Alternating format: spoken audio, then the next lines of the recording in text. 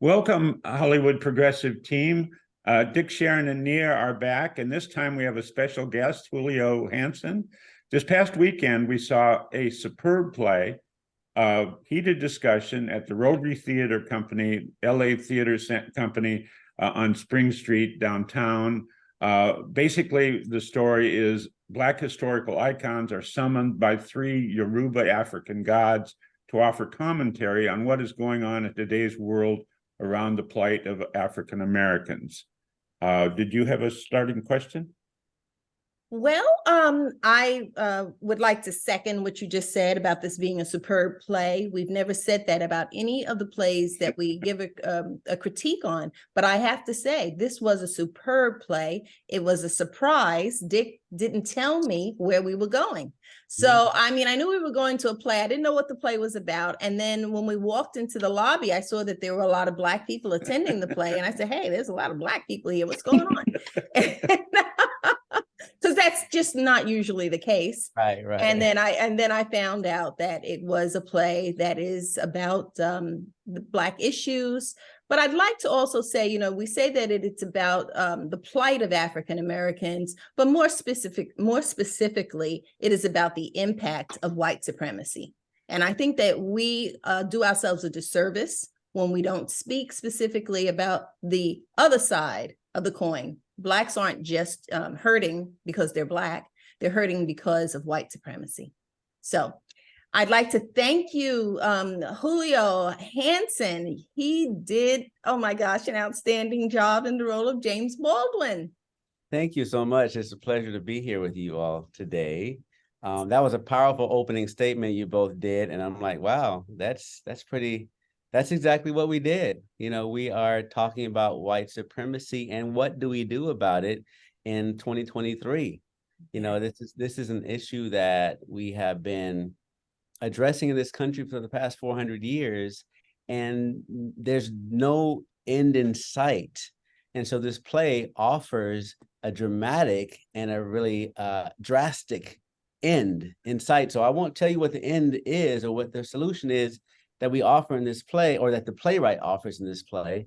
But I will tell you that it is exciting, it is exhilarating, and it is impactful. It's impactful to be part of this play, number one, and to play this character of James Baldwin.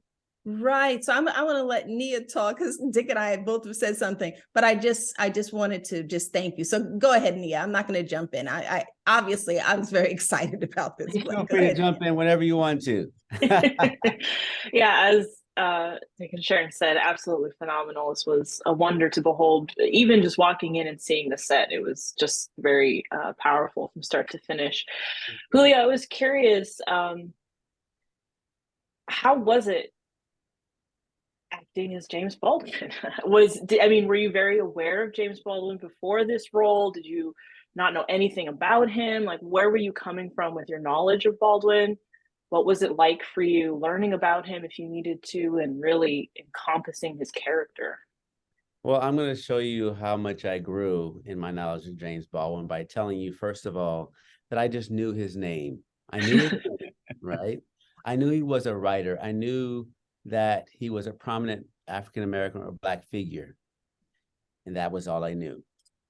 So when I was asked to play this role of James Baldwin, and I started to research him and what he did, I mean, I'm still blown. I still don't know enough about him to really say that I know him. But I've played him so many times, and I've played him for so long that I feel that I've become close to him. And there are pieces of him that I pick apart, that I pull, and I say, that's mine. I like that. I'm going to keep that. And these are pieces of him that I'll keep forever. But playing him is so much fun. I'll just say that. Playing him is so much fun. It's liberating. It is freeing. It is powerful. It is educational. It is spiritual. It is mental. And it is so physical. And I try to embody all of that when I play him. You know, I'm exhausted by the time the play is over. I'm literally I'm exhausted. You know, I walk out the door and I got to sit down. Yeah. Because I'm just like, it's just too, and we have to sustain these characters and these powerful stances. It's not just a character where you can sit back and you laugh. I don't have many moments that I laugh. I try to find those moments that I laugh because I have seen him laugh in videos, but most of the time I'm trying to push a point, and it's hard to maintain that level of intensity on stage and then just, you know, and not be tired. I'm just exhausted, but it's fun. It's definitely a fun time. So, Yeah. let me just admit, just real quickly, I'm sorry, sweetheart. I have to admit that when you said that you only knew his name, literally, it brought tears to my eyes. Oh, yeah. Because, as you know now, this is a powerful person in American history, not just in the Black community, in American history. And so for the generations that have come after he passed, for them to only know his name, it makes me feel like my generation has failed. I'm so grateful to you for portraying him in the way that you did. So go ahead, sweetheart. Say what you Well, want. so you mentioned, I mean, this is obviously as heavy duty a topic as you could imagine. And yet it's leavened by humor, especially from the characters that play Richard Pryor, Zora Neale Hurston, and Tupac Shakur. The question I had for you was, well, I wanted to say, I told you after the performance that I was fortunate enough to meet James Baldwin as a 17-year-old freshman at Columbia College in New York City. I'm walking across the quad, and there's an English teacher that I kind of admired, and next to him is this rather short Black man who I immediately recognized because, fortunately, in my farthest out all-white high school in outside Minneapolis, a teacher had assigned another country, and I'd read it, absorbed it, was moved by it, and as I started doing then and have done all my life, if I found an author I liked, I kept reading everything they read, and so I knew a lot about him, and I couldn't believe it. But the two of them walked right up to me and introduced themselves, and I was just, I mean, it's a minor thing, and it was just a one-off thing, but it was pretty powerful. So part of the play is the various characters really debate what's the best approach for African Americans to deal with the Ever-present white supremacy. the white supremacies, the murders, the discrimination. How does the staff approach that? I mean, how did you rehearse so that you could do such an effective job of presenting different approaches to white supremacy? Well, first of all, I had to trust my character, and I had to trust, because I mean, the solution that we provide, or that the playwright, like I said, provides, it's a pretty drastic solution, and I had to trust that my character was willing to go along with that. And I'm not sure if James Baldwin would completely go along with that, because his thing is about love. And in the end, we touch about love throughout the whole thing. But in the end, love can only survive when you have strength behind it. And so the final character that comes out in the play, he's like, we've loved enough. Now we need to do something else. And this is what we need to do, right? So I'm not sure if Baldwin himself would say, yeah, I agree totally with that. But I had to trust him, number one, that he knew that Baldwin knows who he is, and that Baldwin knows where he stands. As a cast, I think we haven't so much focused on that end resolution as bringing us together. What we have focused on is the emotionality of the piece. You know, as a cast, we break down at sometimes. We break down, we cry, we talk, we fight, we argue, we come together, we commune we eat together, we sing together. And this is how we all prepare to get on stage. I mean, I've posted things online of us in the dressing room and we're singing some old spiritual, and Ida B. Wells is in her costume and she comes down and she's singing a spiritual, singing a song, and we're singing along with her and clapping, you know. So that's how we prepare. And we prepare by just letting it happen, letting these things happen, not really necessarily worrying about the process of, you know, reading books or trying to follow any rules. But we prepare by just letting the spirit be the spirit and letting the emotions come forth and the love come forth. So I don't know if we have listed who the characters are yet. The characters, they're not characters, these are real life people, Right. Yeah. who have all passed on. They include Malcolm X, Zora Neale Hurston, Lorraine Hansberry, Martin Luther King Jr., Maya Angelou, Tupac Shakur, Ida B. Wells, Frances Cress Welsing, James Baldwin, Bob Marley, Nina Simone, and Richard Pryor. Now, of those names that I've just listed, I would say that Frances Cress Welsing is the one who is the least well known. I think all of the others have had a crossover celebrity, worldwide celebrity, everybody, and even Zora Neale Hurston, who died basically in poverty and was not well known during her life. Thanks to Alice Walker, Zora Neale Hurston is known all over the world because of her writing.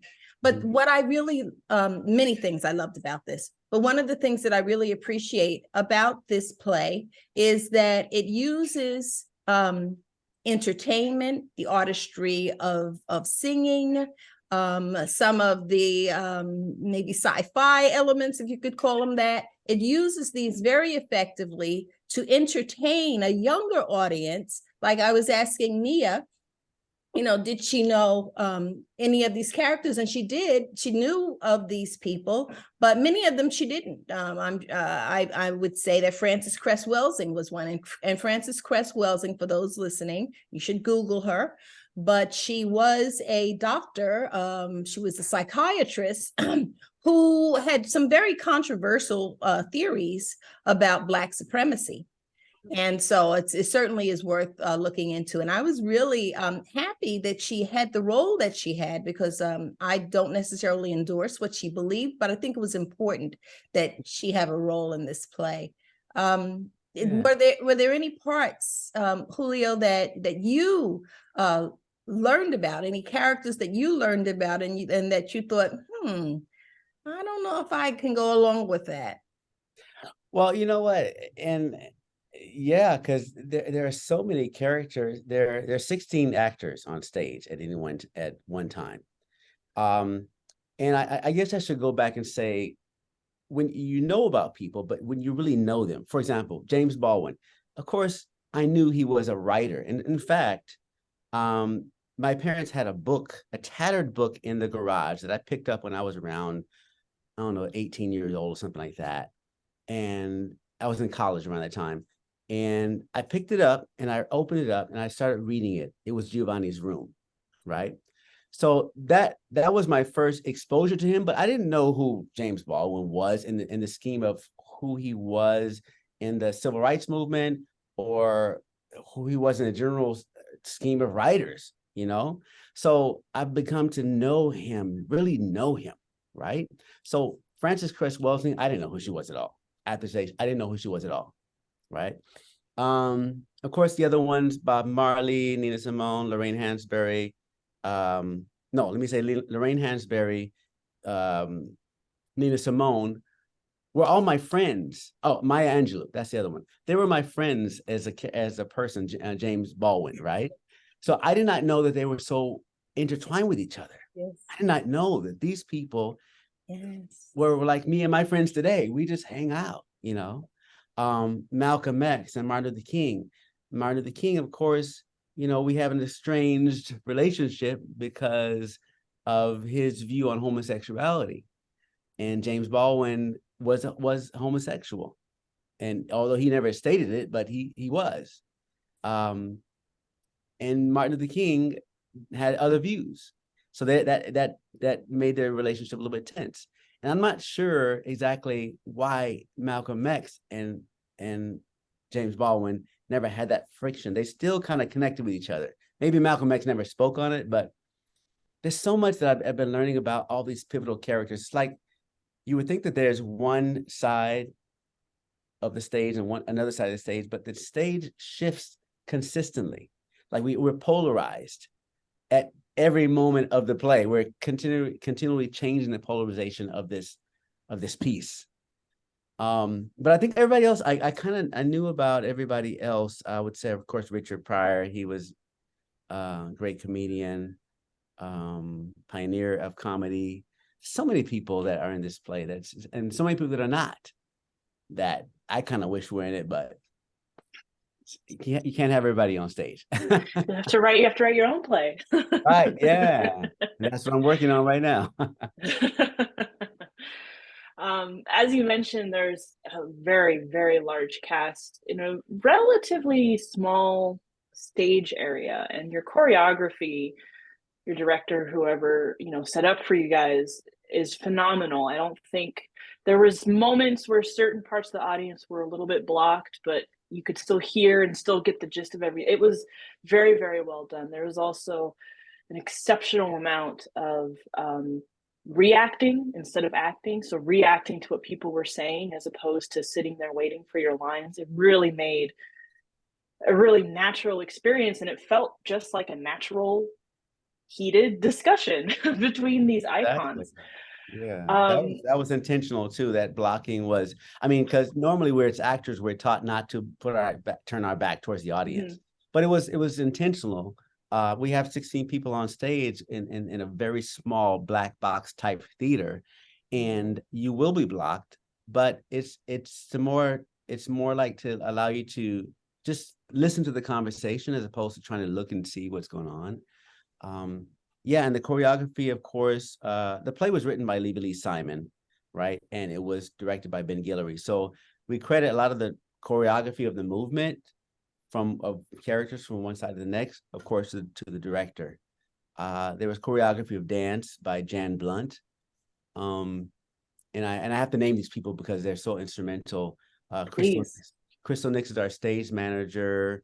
Melvin, I can't remember Melvin's last name right now. Melvin Price, our assistant stage manager. Thank you. And Leilani, I can't remember her last name, but she is also assistant stage manager right now.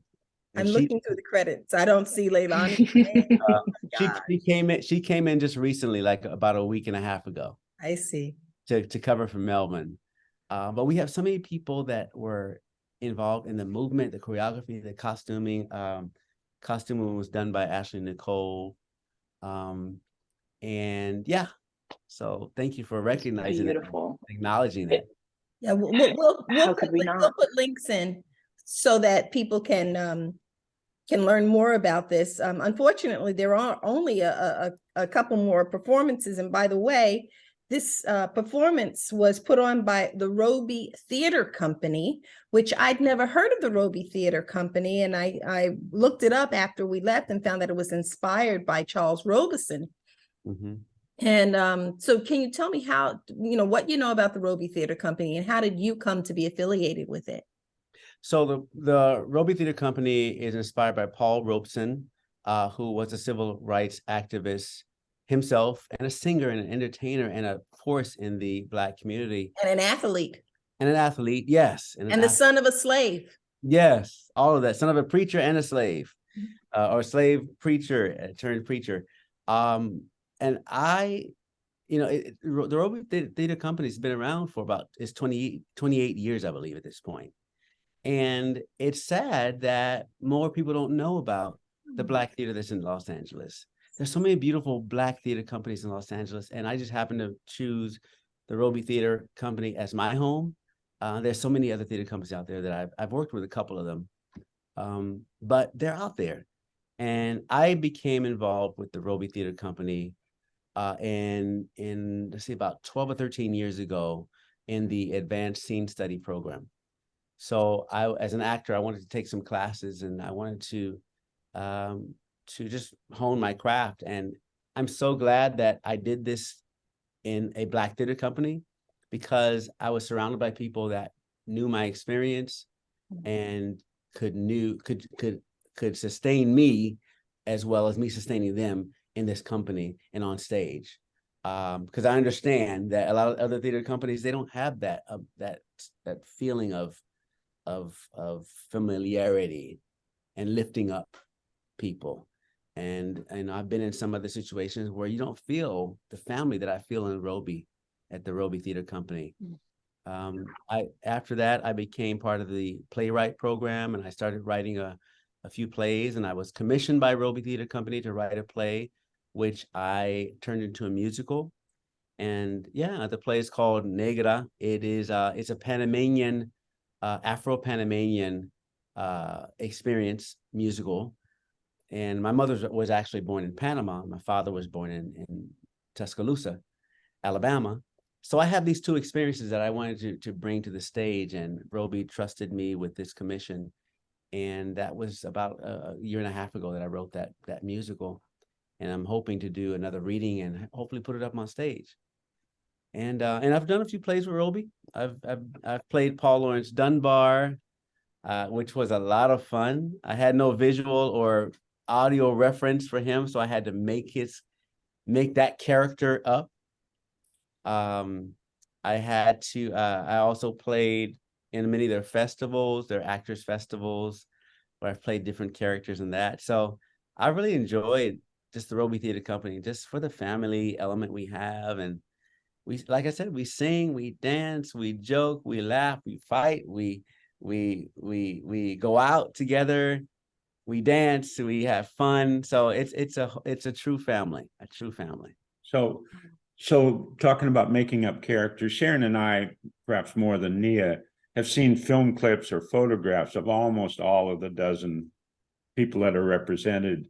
And I'd say the Malcolm X looked a lot like photos you see of him and him talking. Martin Luther King, the actor, was much bigger than MLK, but he acted a lot like him. But we thought you captured James Baldwin to a T. Now, I met him briefly, but I'd also seen that famous interview with William F. Buckley and other things that he talked, and it seemed like you brought him to life. And I wondered how you captured him.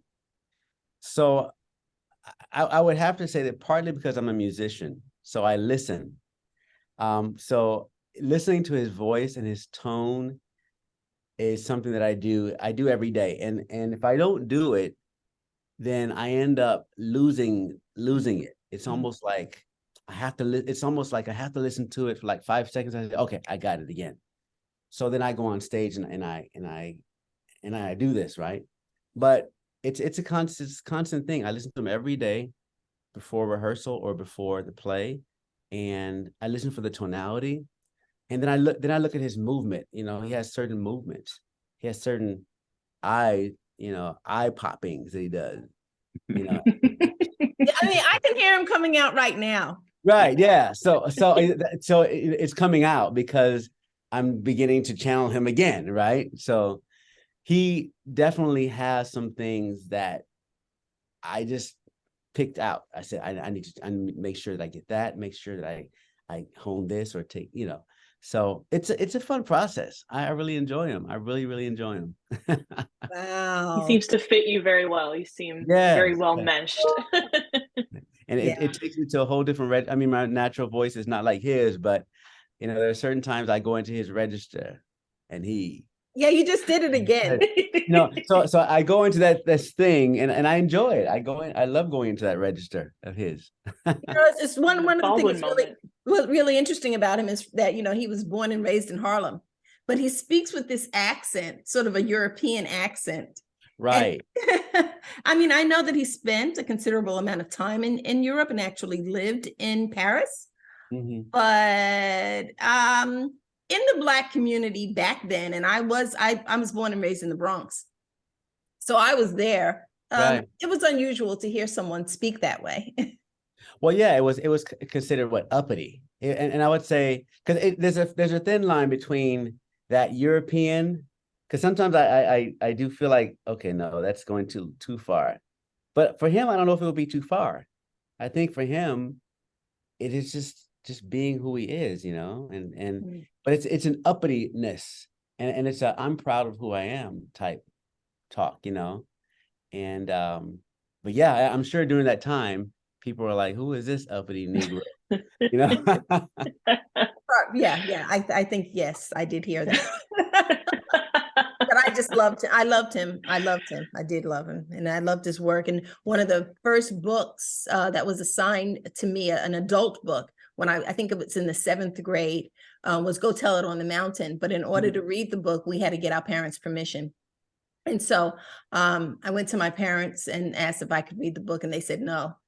And so I went and I got the book, and then I pretended to be cleaning up my bedroom. And actually, I was in there reading the book. I read that book in one day. That's what happens when they say don't. When they say no, it makes you want to read it more. Right? Yeah. Well, I think that we need to wrap this up. We're going to give the Hollywood Progressive audience more information about when and where they can see this performance, and they should keep their eyes open for more coming from the Roby Theater Company, because it's just a magical experience. Yeah, the last two performances are Thursday and Saturday. And we deeply appreciate your conversation, Julio. Did you have something else to say? Well, I know we have Thursday, Friday, Saturday shows. So it's 4 more shows. Okay, wonderful. So Thursday night at 8, Friday night at 8, Saturday at 2. Oh my goodness, I'm dropping it now. I think it's 2 or 3, and then it's Saturday night at 8 as well. So it's sold out on some of those shows. I think the Saturday at 2:00 is sold out, but come on down to the theater. We'll try and get you in. We do know that we do have some spaces for Thursday, Friday, and Saturday night. I'm thinking they're close to being full. So I invite everyone that's watching to come and see A Heated Discussion, written by Levy Lee Simon and directed by Ben Guillory, starring many, many wonderful Black actors in Los Angeles, California. We are located at the LA Theater Center. The LA Theater Center, which is located in downtown Los Angeles. And we're excited to welcome everybody there. If you want to reach me, you can reach me at Instagram. I'm on Instagram at JahChild, JahChild, JahChild, or Julio Hanson, JulioHanson. You can also reach me on Facebook, although I'm not really using Facebook as much. I use more Instagram, but you all can reach me there, and I'm just honored to be here as one of the artists in Los Angeles to present quality material. Thank you so much. Thanks again. It was such a pleasure having you. Likewise.